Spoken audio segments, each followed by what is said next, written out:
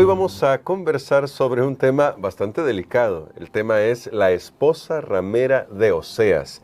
Ya vamos a entrar en detalle porque recuerde que el contexto que estamos utilizando durante esta semana para estos estudios es lo que nos dice este símbolo del matrimonio respecto a nuestra relación con Dios, pero también respecto a las profecías. Así que damos gracias a Dios que también contamos con la presencia y la ayuda de nuestro pastor Dani Perla, porque el tema de hoy nos va a revelar algunas cosas muy interesantes. Vamos a orar pidiendo la dirección de nuestro Dios. Bondadoso Padre, queremos que tu Espíritu Santo ilumine nuestras mentes para comprender esta historia tan asombrosa que aparece en la Escritura, para que nos digas qué es lo que necesitamos reflexionar en nuestra vida y qué nos dices sobre los desenlaces finales de este mundo. En el nombre de Jesús oramos. Amén. Para este día, pastor, la historia de Oseas es una historia sorprendente. Ya se ha tocado ese tema, de hecho ya hemos comentado un poco sobre lo sorprendente, vuelvo a usar esta palabra, no tengo otra más adecuada en este momento, que fue la orden de Dios para Oseas. Pero dado el contexto que estamos estudiando durante esta semana, quizá para comenzar, pastor, ¿qué está tratando de hacer Dios a través de Oseas para ayudar a su pueblo a ver lo que están haciendo ellos en su relación de pacto con Él? Comenzando por ahí. Bueno, definitivamente la Biblia tiene historias asombrosas que al final son nada más una parábola que tienen un mensaje mucho más grande y que nos involucra a todos nosotros también, dependiendo la historia que sea en uno u otro aspecto.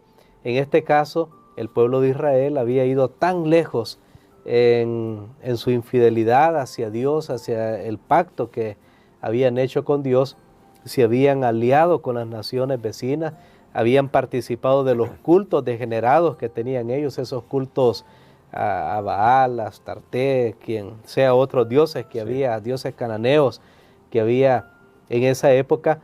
Eran cultos también que estaban marcados por la sexualidad, habían ritos de este tipo y entonces ahora Dios va a hablar en estos términos también al pueblo.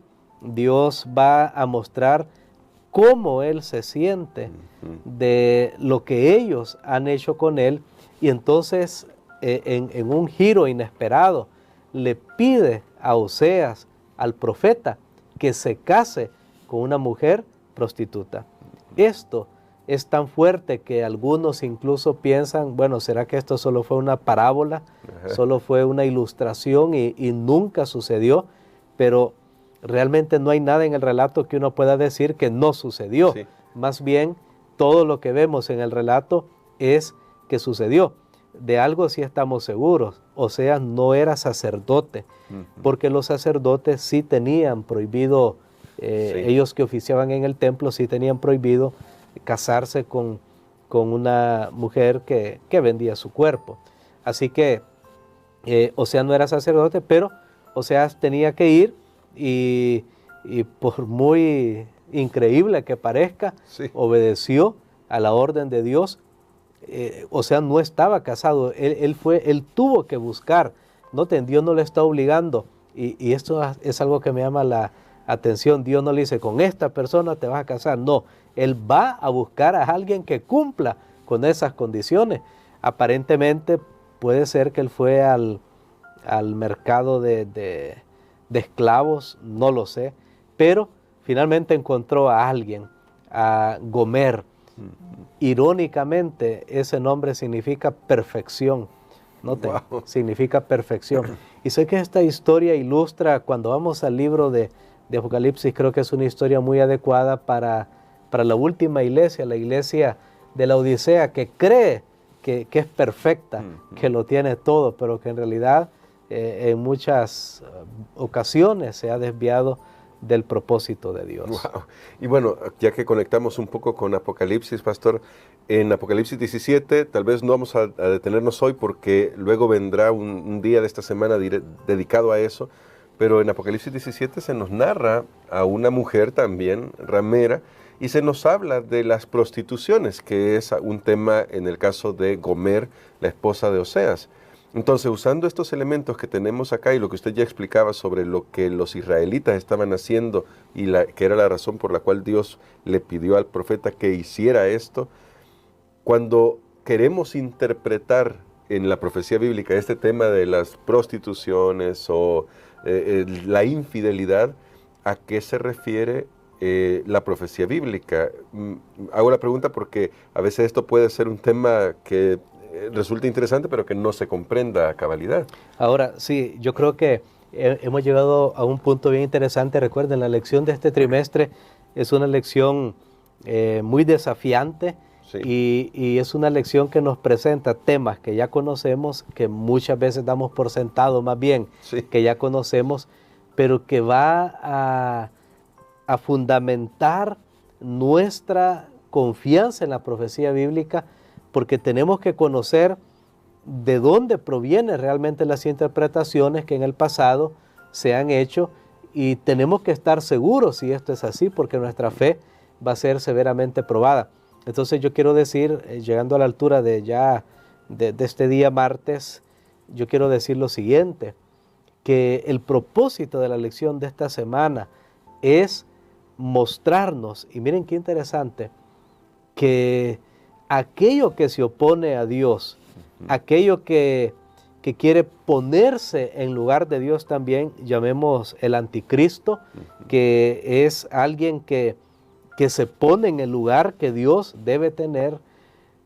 El mundo está esperando al anticristo y hablan, ¿quién será? Será un personaje que va a surgir en Medio Oriente. Ahí en Medio Oriente, en Europa, no sabemos quién es. Y el mundo está esperando que pueda ser algún loco que va a aparecer ahí en la historia, algún maníaco, lo que sea.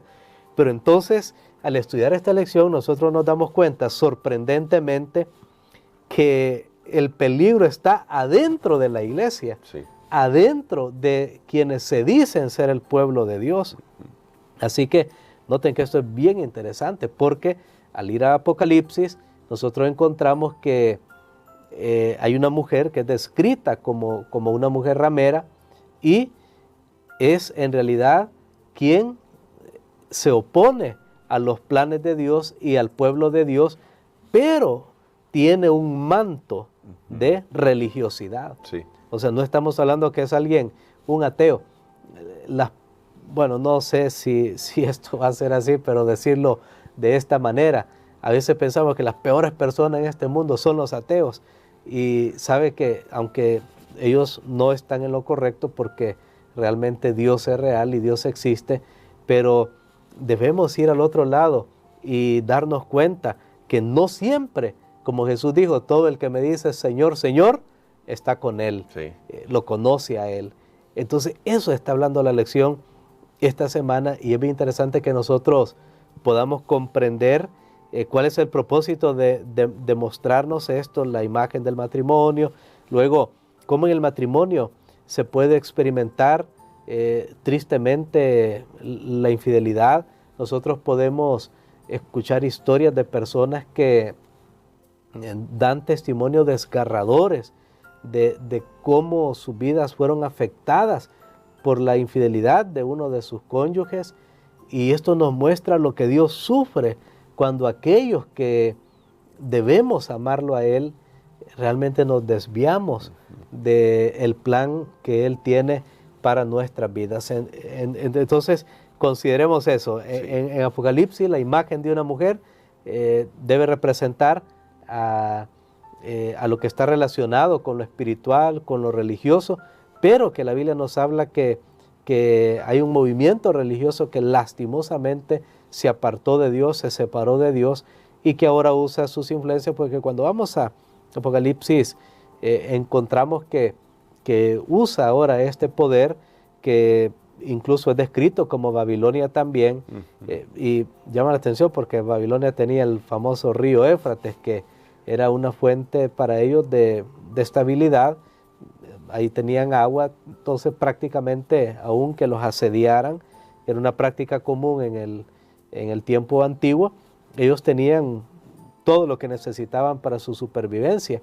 Y entonces Apocalipsis nos dice, sí, esta mujer está sentada sobre aguas. Esta mujer tiene el apoyo, ha fornicado con los reyes de la tierra.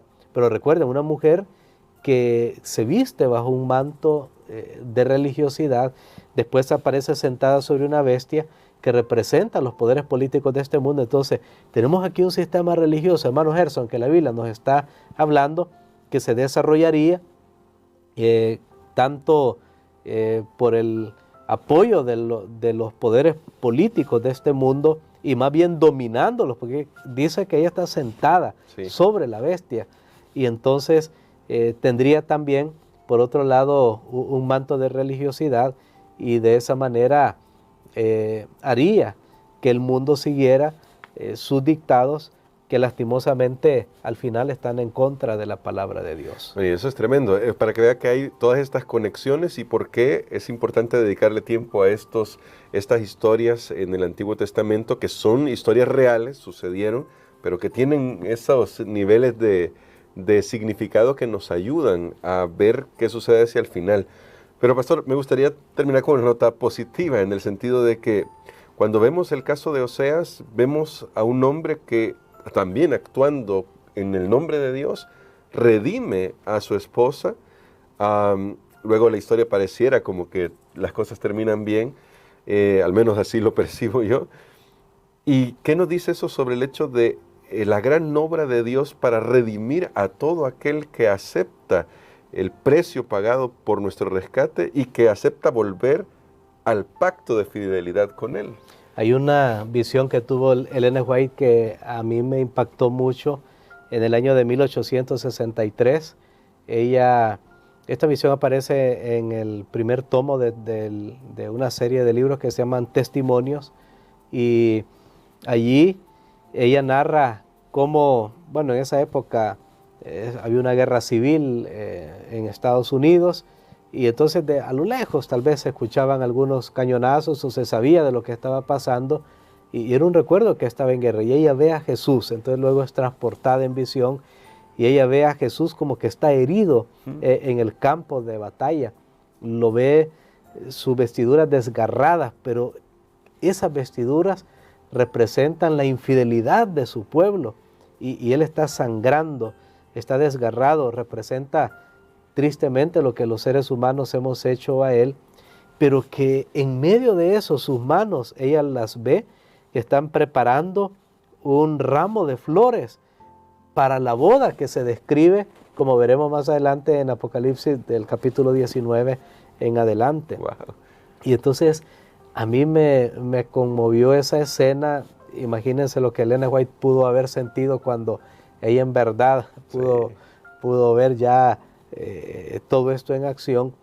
Y yo digo, un novio herido, un novio que ha sido traicionado, pero que a pesar de eso ama y está preparando la boda para esa novia. Realmente el amor de Dios es muy grande. Ella exclamó en visión, bueno, cuánto nos ama Dios, cuánto Dios ama a su esposa. Dios usó esta figura, hermano Gerson, de la infidelidad de la esposa. O sea, bueno, primero no era de una muy buena reputación cuando la consiguió. Muy similar a lo que vimos en Ezequiel 16. Sí. No era gran cosa el pueblo de Dios para que tuviera algo de qué jactarse. Recordemos siempre, el orgullo es malo. Tenemos que desterrarlo de nuestra vida, ¿verdad? Creerse que más de lo que realmente las cosas son. Bueno, pero allí nosotros vemos entonces que en esta historia Dios realmente, Dios perdona, Dios restaura, y a tal punto que aquellos que todavía, aún que han cometido errores, pero que todavía escuchan su voz, se les hace un llamado que aparece también en Apocalipsis: salid de ella, pueblo mío. Dios dice, yo perdono tus pecados, yo sé que tú has estado mal, has errado, y tristemente solo aquellos que sus corazones se han endurecido, pues tendrán que sufrir la sentencia que se describe, creo que vamos a estudiar más adelante en esta semana. Pero al final lo que hay que rescatar este día es el gran amor de Dios por su pueblo, y por sus hijos, por la humanidad, que al final hemos herido su corazón, pero que Él está dispuesto a sanarnos y a restaurarnos. Amén. Y queremos que con eso en mente usted pueda hoy decirle al Señor que quiere volver a sus brazos de amor. Y queremos que nuestro pastor ore por nosotros por eso. Tal vez nos hemos reconocido en la figura de Gomer y pues hay que reconocer que necesitamos volver a nuestro Señor. Amén. Padre, gracias te damos por esta lección tan extraordinaria que solamente refleja tu amor. De nosotros los seres humanos solo refleja infidelidad, fracaso. Te damos gracias, Señor, porque tú no nos das lo que merecemos, sino lo que necesitamos. Ayúdanos a aprovechar esta oportunidad y ante todos los errores de nuestras vidas, ayúdanos, Señor, para volvernos hacia ti, porque tú todavía estás esperando y das oportunidad. En el nombre de Jesús. Amén. Amén.